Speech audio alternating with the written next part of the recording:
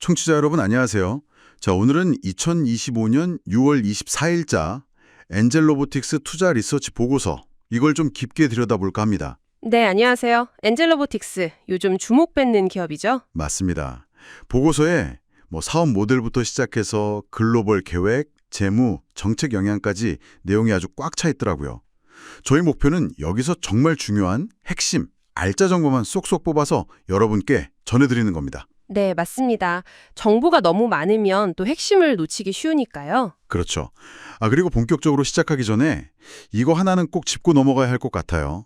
보고서에도 명시된 내용인데요. 어떤 거죠? 네, 이 내용은 어디까지나 투자 참고용 자료다.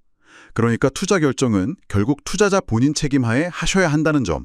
그거 정말 중요하죠. 저희 분석은 참고만 하셔야 합니다. 그리고 더 자세한 트레이딩 전략 같은 건 정우영의 진짜 주식 유튜브 채널, 거기 매일 오전 라이브 방송을 참고하시면 더 좋다고 하네요. 네, 그 점 꼭 유의해 주시고요. 자, 그럼 이제 진짜로 엔젤 로보틱스 한번 파헤쳐볼까요? 우선 어떤 회사인지부터 간단히 짚어주시죠.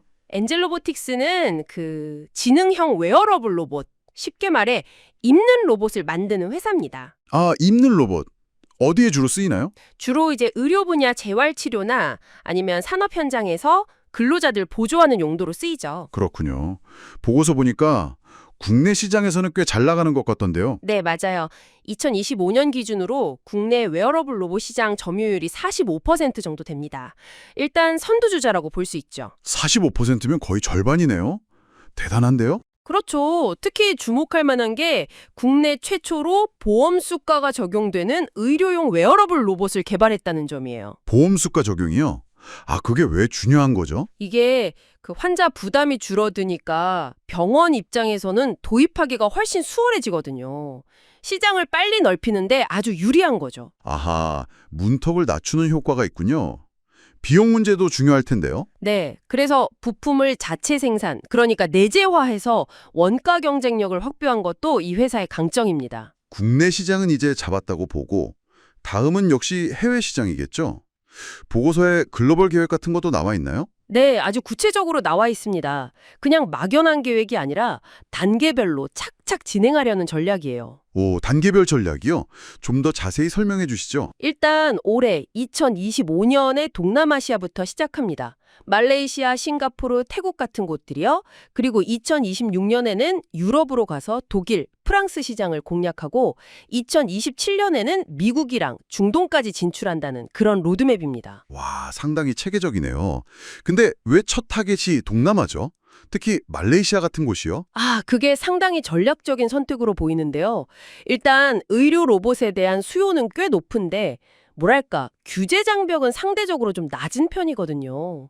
시장 진입이 좀 더 수월한 곳을 먼저 공략한다 이런 거군요. 네, 맞습니다. 일단 성공 사례를 만들고 그걸 발판 삼아 더 큰 시장으로 가려는 거죠. 계획은 알겠습니다. 그럼 이걸 뒷받침할 만한 실제 움직임 같은 건 좀 있습니까? 예를 들어 계약이라든지 신제품 소식이라든지요? 네, 마침 좋은 소식이 있네요. LIG 넥스원이랑 9억 원 규모 계약을 체결했다는 내용이 보고서에 있습니다. LIG 넥스원이요. 방산 쪽 아닌가요? 맞습니다. 이게 웨어러블 로봇이 국방 분야에도 적용될 수 있다는 가능성을 보여주는 거죠. 상당히 의미 있는 계약입니다. 활용 분야가 넓어지는군요. 신제품 이야기도 좀 해주시죠. 네, 올해 3분기에 M20이라는 신제품이 나올 예정입니다. 기존 제품보다 더 가볍고 배터리 성능도 개선됐다고 해요. 더 가볍고 오래간다. 그렇죠. 이게 특히 동남아 시장 같은 곳 공략할 때 아주 중요한 포인트가 될 거라고 보고서는 기대하고 있습니다. 신제품도 나오고 해외 진출도 하고. 근데 이런 확장에는 당연히 돈이 많이 들 텐데요. 재무 상태는 좀 어떤가요? 이게 또 현실적인 문제니까요. 바로 그 지점이 좀 복합적입니다. 일단 2024년 매출은 전년 대비해서 93.1%나 늘었어요. 93%요? 와, 엄청난 성장인데요. 네, 성장세는 정말 가파르죠. 그런데 동시에 영업 손실폭도 커졌습니다. 매출은 내는데 손실도 커진다. 왜 그런 거죠? 이유가 있습니다. 보고서를 보면 연구개발, 그러니까 R&D 투자 비율이 정말 놀라워요. 매출액 대비 89.1%입니다. 네. 매출의 거의 90%를 R&D에 쓴다고요? 네, 거의 번 돈 대부분을 다시 기술 개발에 쏟아붓고 있는 거죠. 여기에 해외 진출을 위한 생산시설 투자, 마케팅 비용까지 더해지니까. 아, 그러니까 지금 당장의 이익보다는 미래를 위한 투자를 엄청나게 하고 있다, 이 말이군요. 정확합니다.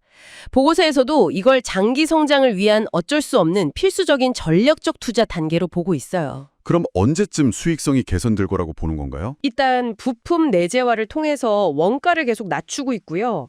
또 해외 매출 비중을 2027년까지 전체 매출의 30% 수준으로 끌어올리는 게 목표입니다. 이 두 가지가 되면 수익성은 점차 개선될 거라고 기대하는 거죠.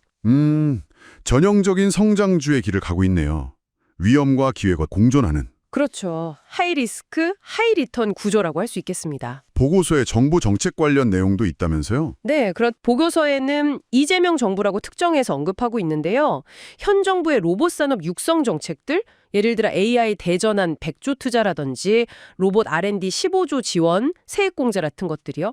이런 정책 덕분에 엔젤 로보틱스가 수혜를 받을 수 있다는 분석입니다. 구체적으로 어떤 수혜를 예상하는 거죠? 예를 들면 공공 조달할 때 우선 구매 대상이 된다거나 해외 진출할 때 정부 지원을 더 받을 수 있다거나 하는 가능성이죠. 알겠습니다. 여기서 저희가 다시 한번 강조해야 할 것은 저희는 보고서 내용을 전달할 뿐 특정 정치적 입장을 지지하는 건 절대 아니라는 점입니다. 네, 맞습니다. 객관적인 정보 전달이 중요하니까요. 자, 그럼 이 모든 내용을 좀 더 큰 그림, 그러니까 시장 전체적인 맥락에서 보면 어떨까요? 네, 그 글로벌 산업용 로봇 시장 자체가 엄청나게 성장하고 있습니다.